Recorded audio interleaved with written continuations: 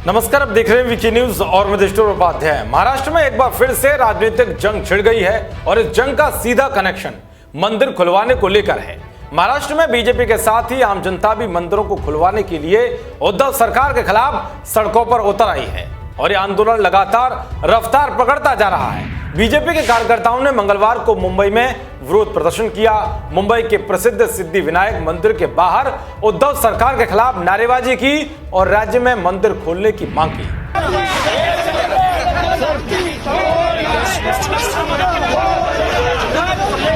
इसके अलावा शिरडी में भी राज्य सरकार का विरोध किया गया।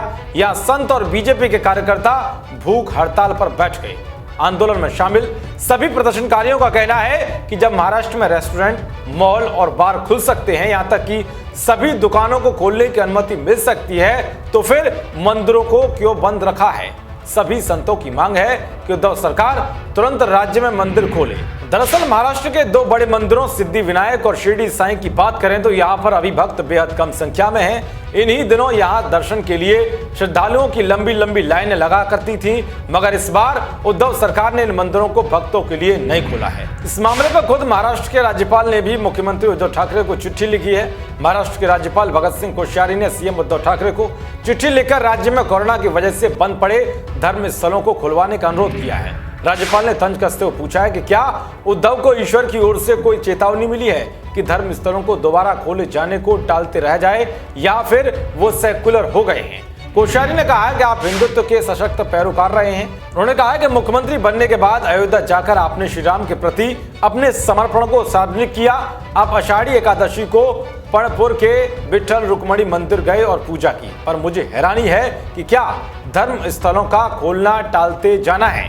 क्या कोई ऐसा देव आदेश आपको मिला है या फिर आप अचानक सेकुलर हो गए हैं जिस शब्द से आपको नफरत थी।